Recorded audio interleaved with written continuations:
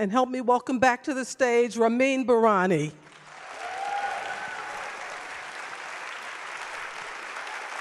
Wait.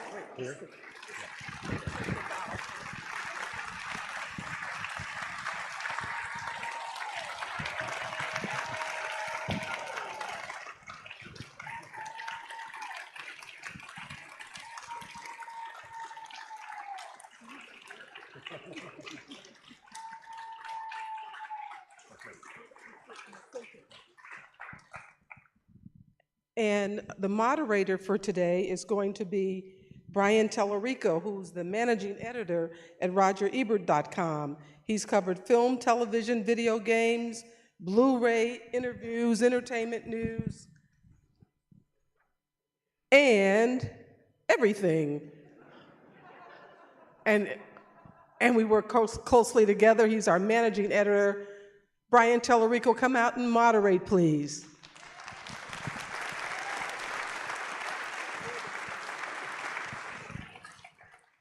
And joining him is going to be someone else from RogerEbert.com, Nick Allen, who's our senior editor. He's been writing about film online since 2007 and contributing to various publications, including The Playlist, Vulture, Mail Magazine, and he's a member of the Chicago Film Critics Association.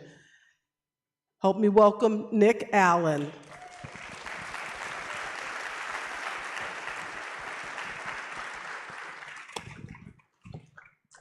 Thank you, guys. Thank you, Chaz. Thank you.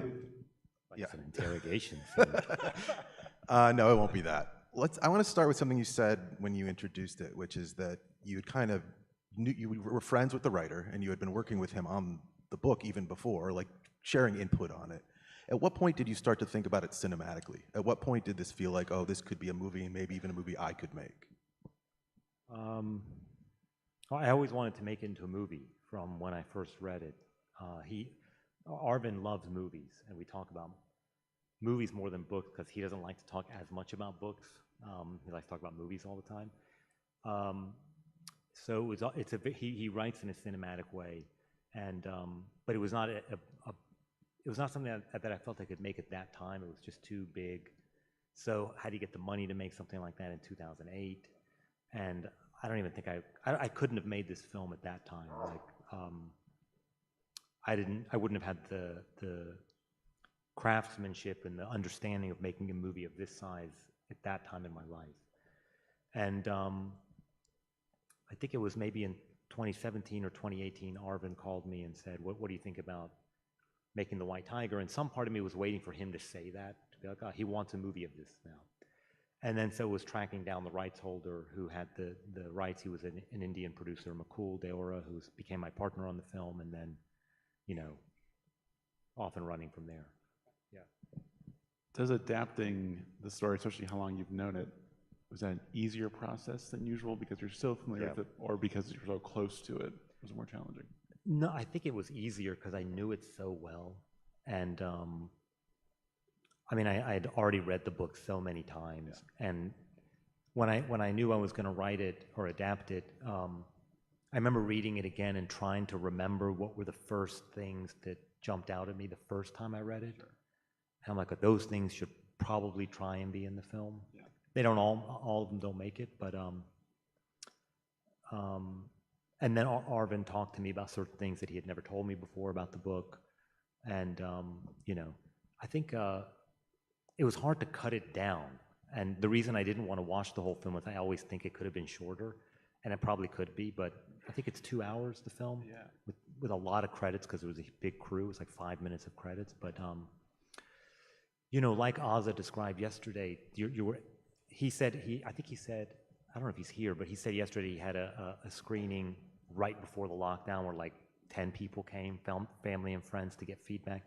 I had one person came in the edit room before the lockdown, and then after that, you're sending links, and people are calling you to give you the feedback, which is not at all the same as sitting behind 4 people and, as Azza described yesterday, feeding off the energy. You're just kind of guessing. That made it a little hard, but it was hard to cut stuff from the script because I liked it, but we cut a lot of stuff anyway, like think 25 minutes of other scenes were thrown out in the edit room. You were talking about the scope of it and how it would have been too challenging so long ago. This time especially, I was amazed by the scope of it, like those market scenes that look like they have 100 setups and 2,000 extras. Like, can you speak a little about the challenges of just so many people and places and setups? Yeah, it was a 60-day shoot, which is like, I don't know, 20 more than I'd done before. And most of my films were 30 days.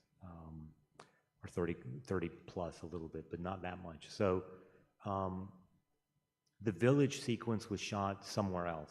It was shot about an hour and a half out away from the Taj Mahal. So that whole sequence was somewhere else. And then everything else was in and around Delhi, but Delhi's a humongous place. So, we had to shift hotels a few times because, you're shooting for 2 weeks in one area and 2 weeks in another area that's like an hour and a half over there.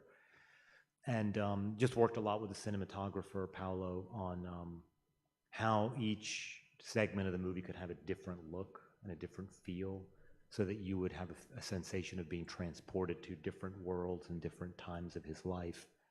And trying to have those different looks match psychologically with what was going on in the character's head. Yeah. It was all in his head. The whole movie is in his head. It's all about his perspective, his thoughts. Yeah, I mean, it's a locked POV. We were talking about that backstage. We never know anything that he doesn't know. We don't follow other characters off for other things, which to me means like a lot relies on casting that part right. Like if you get the lead wrong in this, it's all going to fall apart. So can you speak a little bit about finding him and what he brought to it? Yeah, Adarsh that guy is just awesome. And there were a lot of actors that are known actors in terms of the diaspora that you would know here that really were interested in the part and interested in the novel. And I was interested in them and I want to work with them. But at a certain point, I was like, I just think this lead should be from India, not someone who lives abroad but is of Indian descent. And I was kind of hoping that the person wouldn't be famous in India. And so we did Tess Joseph. She's a great casting director. I think probably the best at anyway that I know in India. So she started doing open calls, and bringing in actors she knew or that she heard of. And no. And then this kid walked in. And of course, he's a smart kid. So he came kind of dressed like ballroom would be dressed, in sandals, and the clothes was kind of right. And immediately he sat down on his haunches, the way that I know even in Iran people sit like that, and the way I thought that Balram's character would sit.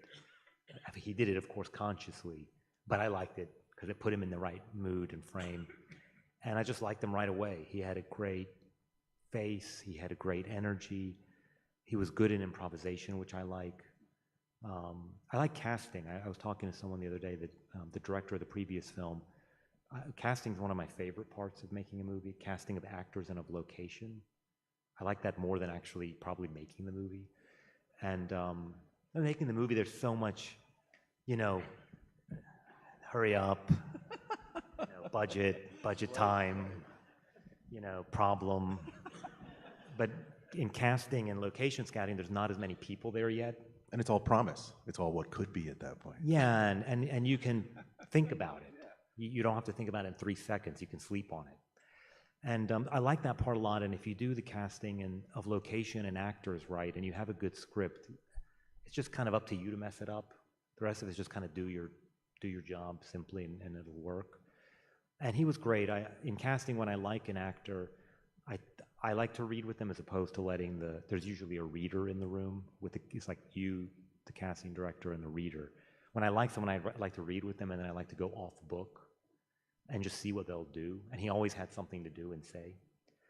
And so, talked to Netflix. Netflix saw the tape, and they were like, just get him. I mean, he's an unknown. They're spending a lot of money. And they were like, of course, I'm casting big actors in the other roles, but they didn't even flinch. They didn't say, no, you should go with the famous people who want to play the part, which there were plenty. They were like, just take him, because they could see in the casting tape he was unique. And, he got the part, and then he went and spent a few weeks living in a village conspicuously learning, observing, thinking. He came from a small town. He wasn't born and raised in a big city. He was raised more in a town, but then he went one step further into the village, and then got a job working in a tea stall in Delhi while we were in prep, and to try to understand what it meant. And to get the job, it wasn't very easy because he didn't want to show his identity. He wanted to get the job as Balram. So he had to find someone willing to hire him without him showing identification, and he got the job, and he was paid like 100 rupees a day for working like 12 hours a day, which is like a penny.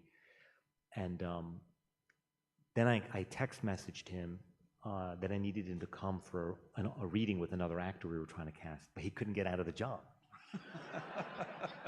So he told his boss that he had to go to buy bananas for the shop. And then he ran and just kept running. And showed up at the production office. We did a casting session or whatever with a different supporting player. Then he wanted a job again. So he's just wandering in the streets looking for a job dressed like Balram. And someone just said, hey, come over here, just randomly. And because he kind of looked like someone that you could tell, like, bark orders to. And so he just went over there, and there was a guy ordering some other people to pick up heavy pieces of metal and put them in a truck. So he just started doing that. And like his hands got all cut up. Like he had to come back to the office that night and get like ointments, and because he had like blood all over his hands. And that guy gave him like, whatever, 100 rupees. And then later the producer saw him at, that luxury shopping mall? Yeah, sure. So the producer went there to buy something, like a producer would do. And he looked over and he saw Balram squatted with the other drivers, spitting pan and chit-chatting. And he was about to go say, hey, what are you doing here? And then he realized he's here preparing for the part. That commitment shows, like all that commitment. And I'm sure not all those name actors would have had that kind of commitment. So. You never know. They're great actors for a reason. And I remember asking him how he would walk. Mm-hmm. Like, how are you going to walk how are you going to walk when you're a servant?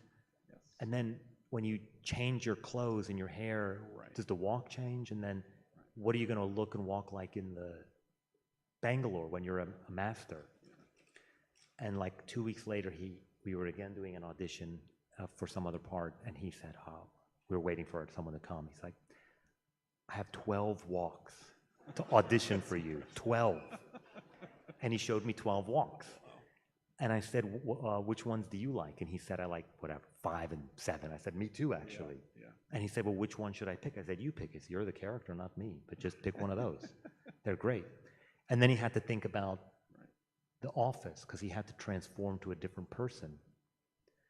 And so I thought it was very ingenious. He went into the street, as Balram would have done, and as he does in the book, and he bought like how-to books that he found in the street in Delhi, like how to be rich and successful and how to make friends. And he bought that book and he read that, and then he started doing, he did that's the thing that Trump does too, I think. Yeah. He did those, and he put his pelvis out, and we gave him a belly. And actually, Chaz, you remember the guy in Man Push Cart? The lead of that? Okay, that guy, Ahmed Razvi, in real life, kind of dresses, like when he goes to the club, he kind of dresses like Balram in the final part of the movie, because the costume designer kept bringing like suits. I was like, it's kind of boring.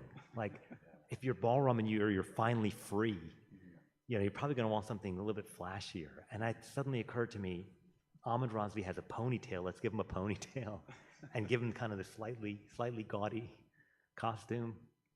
Yeah. In the book, when he's writing these emails, he's sometimes quoting philosophers, or there's always the 4, right? And he can't name all 4, but there was a line that stuck out in the movie as much as in the book. And I'm just curious if you believe it, the one about the moment you recognize what is beautiful in this world, you stop being a slave. Do you believe that yourself? Well, I mean, it's a great line in the Arvind's so smart,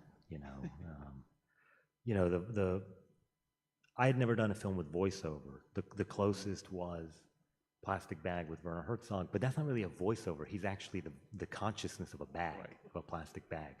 which is my favorite of all the films I've made. It's on YouTube and It's Vimeo. 18 minutes, if you want to see it. Yeah, plastic And- bag, ah, everybody. yes. Yeah. We showed it in the conference on world affairs with Roger before we broke down Aguirre, The Wrath of God. And so it was just like studying a lot of movies with voiceover, kind hearts and cornets, Jules Jim. I thought actually Fight Club was pretty interesting because the character has a duality, and it's about his inner journey, but it's also like about Starbucks and society, and this had both of those things. And so I'm probably like 70% of that voiceover is from the book, and then some of it we've changed or whatever for the movie. You definitely, especially lately, I would say, with like 99 Homes and Fahrenheit and this, seem more and more interested in what I would call like broken systems that aren't exactly right. Where does that come from? Where's that interest from? Well, I mean, we just kind of walk outside and there it is. I mean, so it's kind of like just not averting your eyes to it, and it's just kind of what I've always been drawn to. Who taught you not to avert your eyes? Because so many people do. Does that come from somewhere? I mean, probably a lot of it comes from reading, and after I graduated college, I lived in Iran for 3 years, and that was, I think, a pretty kind of fundamental period of time where I think I figured out these were the kind of movies I wanted to make. And I came to understand, I think in that time period, that if there was a big explosion or car crash or two people having a fist fight there, everyone's going to turn to look. And that happened one time to me when I was in Iran, and I turned to look and I saw everyone was looking, and I went like this. With my hand, I forced my head to go in another direction because I just thought I should look to see what's going on where no one else is looking, and maybe I would find something. And so I just tried to force myself to do that. And I was not always, but when you're lucky, you find something. Oh, no one looked in that, in that dirty corner over there. And what is that? Yeah. And kind of with the idea of like noticing or not noticing, what you kind of do with your version of, I look at them as like two different versions. They're like, it's an adaptation, but you and the writer have your own kind of ideas of what you want to emphasize, essentially, especially with Pinky and Ashok. The idea about sometimes they see him maybe as a person, but sometimes there's a friendship there, and you can also see every time the ballroom kind of has the wind taken out of him, that he gets kind of kicked down and so forth. The smile fades from his face. But I was curious about what was important to you about kind of adding that element, especially with Pinky's character, who in the book does not have as much of a perspective, so to speak. Yeah, I mean, when Priyanka said she wanted to be in this movie and she contacted us, I have to be a part of this movie, I love this book. I mean, certainly she was like, what is it going to be like? Because the character in the Pinky Matt in the book is not like this. Again, it's all from Balram's perspective, and he doesn't even know who she is. And she just kind of shrieks at him. And so that character was kind of created a little bit almost from zero in a way. And yeah, it was to play with that thing of he's kind of a servant, he's kind of your friend, you're kind of nice to him, but you're also patronizing him. But I wanted to build up the connection between him and his masters a little bit more so that when the accident happened, it would be even more of a reversal for him. So that's the pivotal scene. Like, basically, you're kind of making the whole movie to get to that scene and the very end. And but it seemed to me that would be the most important scene in the movie, was the confession, the forced confession. And then that, again, the actor, he was just so, it was more than I could have imagined, the way he played it. And because he's smiling and crying at the same time. I never thought that's what he would do. Right. And it was very hard for him because we did a couple of takes, and he's sitting here and the camera was over there over the shoulder of somebody. And he understood the scene, and we did a few takes, and he was great. And I could see, everyone could see, the whole crew, even the fourth grip suddenly was getting emotional. That's when you know something's happening, when like the people that don't pay attention are suddenly moved.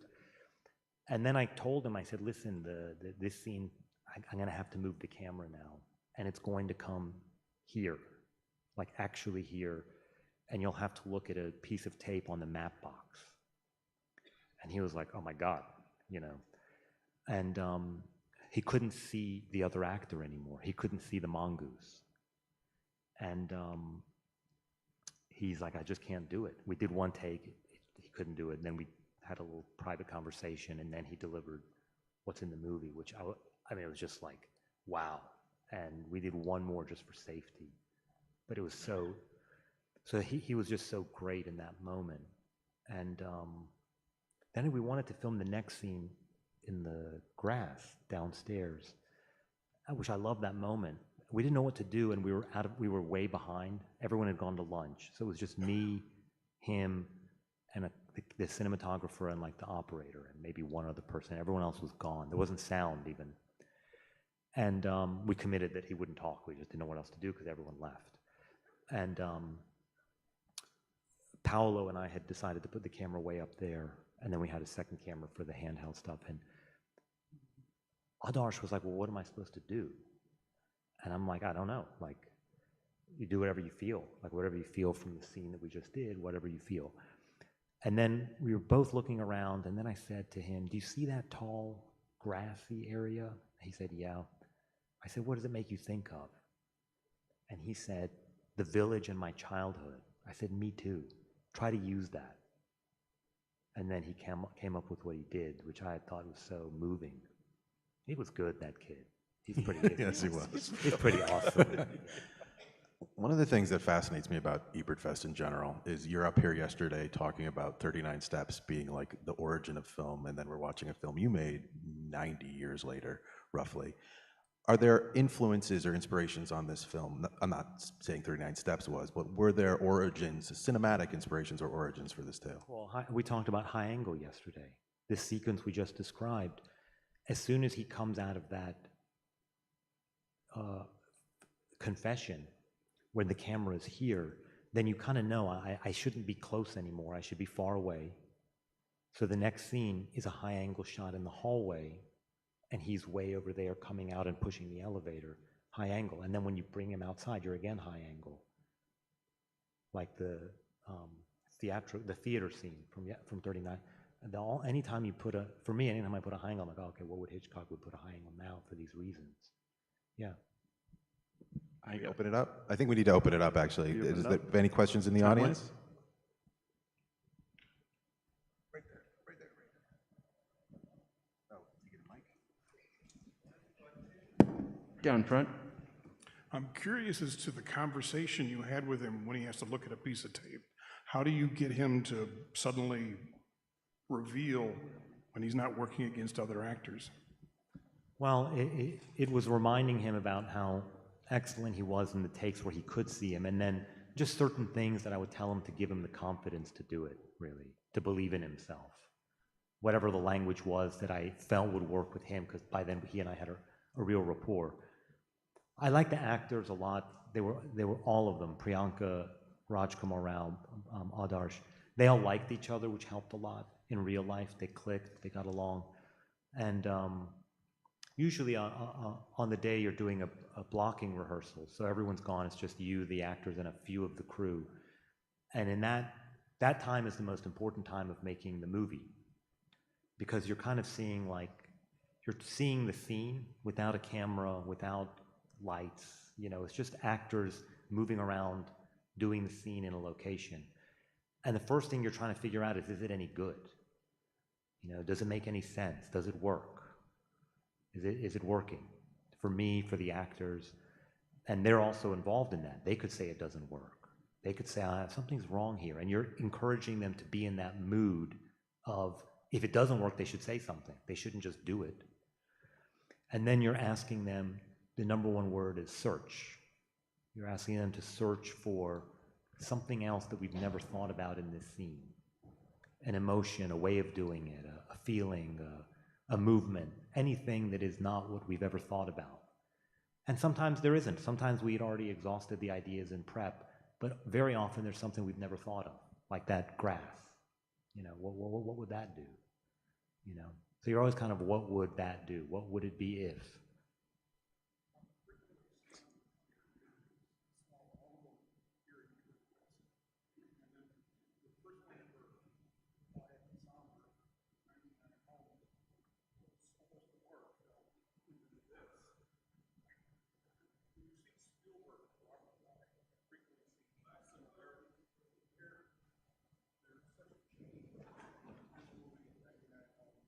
And Pushcart, man, just your range is stunning. He was just praising the trajectory of his career, talking about how from Man Pushcart to Chop Shop to 99 Homes, which he called a horror film, to this, how things have changed so drastically from film to film. You got me up next? I think Guillermo actually tweeted that 99 Homes was the best horror film of that year, which is kind of cool. Yes, from the balcony to your left, right here. Before the screening, you said there was a point towards the end that you were going to walk out on because you wanted to make a change. What was that? Well, I said I couldn't watch the whole thing. I actually left earlier because like I've had enough now, and it's why you never want to watch a movie again because you want to give it back to me. And from the forced confession until the end, I want to cut like a couple minutes. Whatever. What are you gonna do? Anybody? A question from fourth row, dead center. Hi, I was really curious for you as both a film lover and a filmmaker, what your thoughts are about physical media in the industry right now, especially considering how this is a Netflix production and they usually don't do like physical releases. Does that worry you? Well, the hardest part on this one for me was not the Netflix of it because they actually released it theatrically, but it was January 2021 and it was going to go. The hardest part was I couldn't do the festivals. Netflix would not send any movie that they made to festivals in 2020. And Venice and Toronto wanted the film, and I premiered, 5 of my movies in Venice and a couple of them in Canada. I just couldn't go. They wouldn't send it there. So that was kind of hard for me because I'm used to doing that, and it's part of what I want to do. And I didn't get to see it with an audience, as Azza was describing last night.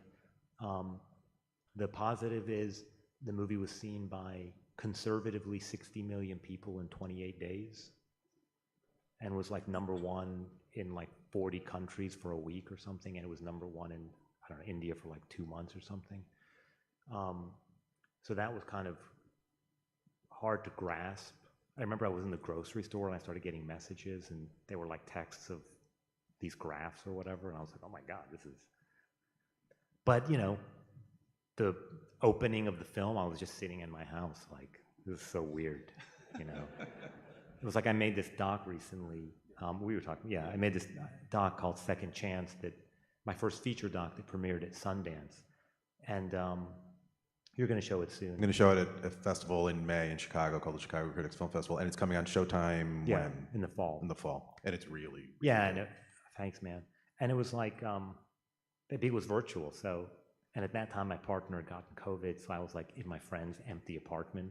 Like, that was the premiere with a laptop. It was so weird. Like, I don't know, man. Like, hopefully there's both, Hopefully there's both.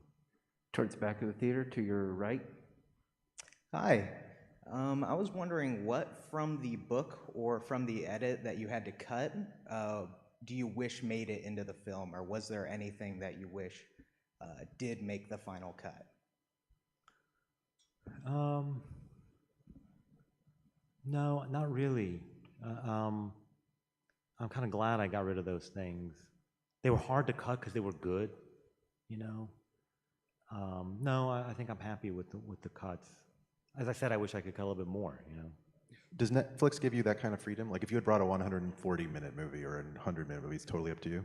In fact, I kept cutting it when they kept saying the movie's finished. And I was like, no, I think it should be shorter. And I kept cutting it, In fact, even there's a really good editor. He would work in one area and I would work in another room.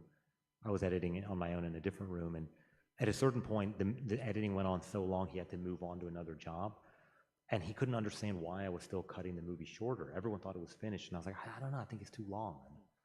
So no, they're pretty cool actually. They I don't know what's going on now, but yeah, they were creatively very supportive. In the balcony in the center. Hi, we are here from North Carolina and are fans of your earlier film, Goodbye Solo. We're from Boone.